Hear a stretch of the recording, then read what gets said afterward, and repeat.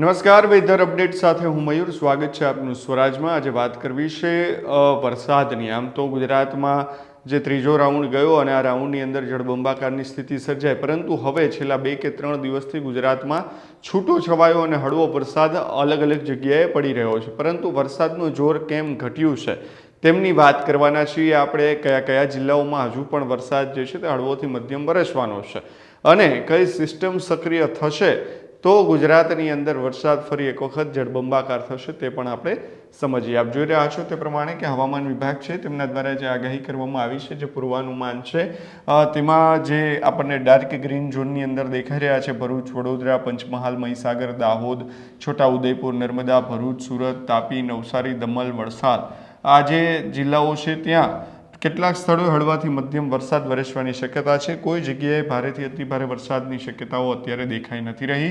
કચ્છ, સૌરાષ્ટ્ર, ઉત્તર ગુજરાત, મધ્ય ગુજરાતનો જે ભાગ છે ત્યાં પણ હળવાથી મધ્યમ વરસાદ વરસે અને છૂટાછવાયા વરસાદ વરસવાના છે। 9 તારીખ સુધી જે પૂર્વાનુમાન હવામાન વિભાગનું છે તે બતાવી રહ્યું છે કે સેમ એઝ ઇટ ઇઝ એ જ પ્રકારે વરસાદ જે છે તે છૂટાછવાયો 9 તારીખ સુધી અત્યારે આપણને દેખાઈ રહ્યા છે। 9 તારીખ પછી કદાચ નવો રાઉન્ડ શરૂ થવાની શક્યતા છે। અનેક જગ્યાએ વરસાદ વરસવાની શક્યતાઓ જે છે તે આપણને લાગી રહી છે। વિંડીના માધ્યમથી જોવા જઈએ કઈ સિસ્ટમ કઈ તરફ છે તો અત્યારે વિંડીના માધ્યમમાં આપણે જોવા જઈએ શું વરસાદ કયા કયા જિલ્લામાં વરસાદ અત્યારે દેખાઈ રહ્યો છે। વિંડીમાં આજે 4 ઓગસ્ટ છે અને 4 ઓગસ્ટમાં શું સ્થિતિ રહેવાની છે, બંગાળની ખાડીની અંદર શું સ્થિતિ છે, કોઈ સિસ્ટમ સક્રિય થવા જઈ રહી છે કેમ, તેમની અસર ક્યાં પડવાની છે તે પણ આપણે જોઈએ। તો આપ જોઈ રહ્યા છો આ ગુજરાતનો ભાગ છે અને ગુજરાતના ભાગ ઉપર આજની તારીખની વાત કરીએ તો જે સૌરાષ્ટ્રનો જે દરિયાકાંઠો છે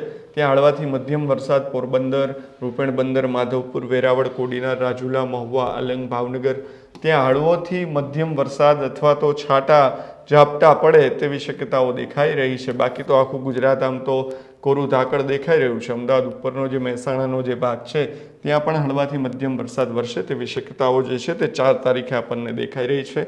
5 તારીખે શું સ્થિતિ છે એ આપણે જોઈએ તો 5 તારીખે ક્યાંક થોડોક વરસાદનો જે રાઉન્ડ જે છે તે હળવોથી મધ્યમ જ રહેશે, પરંતુ થોડુંક આખા ગુજરાતમાં ચિત્ર બદલાય છે અને અમદાવાદ, સૌરાષ્ટ્રના અડધા ભાગોની અંદર સુરત અને વાપી, વલસાડનો જે ભાગ છે ત્યાં પણ હળવાથી મધ્યમ વરસાદ 5 તારીખે આપણને દેખાઈ રહ્યો છે। 6 તારીખે પણ ગુજરાતની અંદર હળવાથી મધ્યમ વરસાદ જ દેખાઈ રહ્યા છે। 7 તારીખે શું સ્થિતિ છે એ જોઈએ તો 7 તારીખે પણ એ જ સ્થિતિ છે। 9 તારીખ સુધી આમ તો હવામાન વિભાગ છે તેમને આગાહી કરી છે અને 9 તારીખ સુધી આ જ પ્રકારની સ્થિતિ ગુજરાતની અંદર આપણને હવામાન વિભાગે જે કહી છે તે આપણને દેખાઈ રહી છે। 9 તારીખ પછી જે રાજસ્થાન છે ત્યાં એક સિસ્ટમ સક્રિય થઈ રહી છે અને તેમની અસર કદાચ થાય તો જે ઉત્તર ગુજરાતનો જે ભાગ છે બનાસકાંઠા સહિતનો ત્યાં આપણને અત્યારે આમાં વિંડીની અંદર જે છે તે જોવા મળી રહી છે। આપ જોઈ રહ્યા છો કે આ રાજસ્થાનની અંદર એક સિસ્ટમ સક્રિય થઈ છે અને તે ઉત્તર ગુજરાતના કદાચ ભાગો છે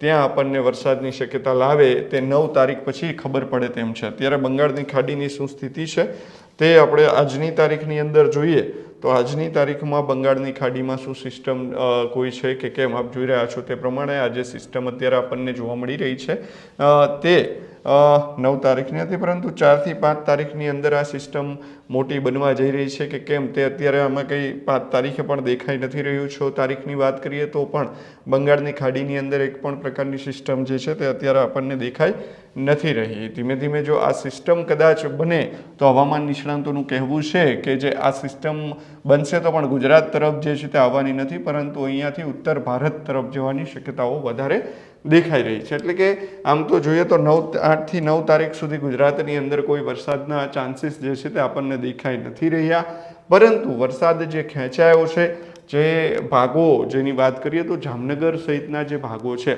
જામનગરના અનેક શહેરો એવા છે, જે ગામડાઓ એવા છે કે જ્યાં અત્યાર સુધી વરસાદ નથી પડ્યો, પરંતુ ત્યાં હવે વરસાદ ક્યારે પડશે અને કેવી રીતે આશા લોકોને છે તેની વાત કરીએ તો જે હવામાન નિષ્ણાંત પરેશભાઈ ગોસ્વામી છે તેમણે કહ્યું છે કે હવે હજુ પણ આગામી દિવસોની અંદર થોડી રાહ જોવી પડશે, જેમાં દ્વારકા, પોરબંદર, જામનગર સહિતના ભાગોની અંદર એક પણ ટીપું એટલે કે વરસાદ વરસ્યો છે પણ જોઈએ એવો વરસાદ વરસ્યો નથી। વાવણી લાયક વરસાદ થવો જોઈએ તેવો વરસાદ હજુ થયો નથી, પરંતુ હજી પણ રાહ જોવી પડે તેવી સ્થિતિ જે છે તે દેખાઈ રહી છે।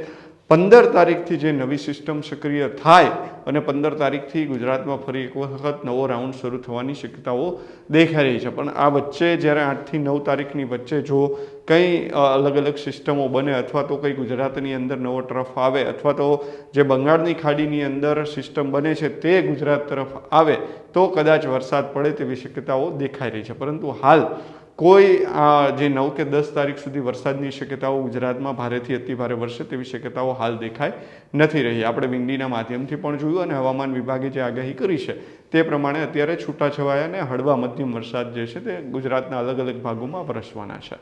ત્યારે વરસાદના આવા જ અપડેટ્સ માટે અમારી ચેનલ સ્વરાજને સબસ્ક્રાઇબ કરવાનું ભૂલશો નહીં. ધન્યવાદ. ખેડૂત ભાઈઓ છે ખેતરમાં ડ્રોન ઉડાવતા હોય છે ત્યારે આપણે એક પ્રશ્ન સતાવતો હોય છે કે જે આપણે અત્યાર સુધી જીપીએસ ટેકનોલોજી વાળા ડ્રોન વાપર્યા છે, જેથી કરીને મોબાઈલ ટાવર છે અથવા તો હાઈ ટેન્શન લાઇન પસાર થતી હોય, કોઈ વૃક્ષો હોય, ત્યારે જે જીપીએસ ટેકનોલોજી વાળા ડ્રોન છે એમાં ટકરાય અને ટ્રેસ થાય છે. પણ એગ્રીવન લાવ્યું છે જીએનએસએસ ટેકનોલોજી ડ્રોન, જેથી કરીને એ ડ્રોન છે એ કોઈ જગ્યાએ ટકરાય નહીં, પોતાની રીતે જ ડિસિઝન લે છે અને મૂવ થઈ જાય છે. જેથી કરીને જીએનએસએસ ટેકનોલોજી ડ્રોન છે એ વાપરવાનો આગ્રહ રાખો.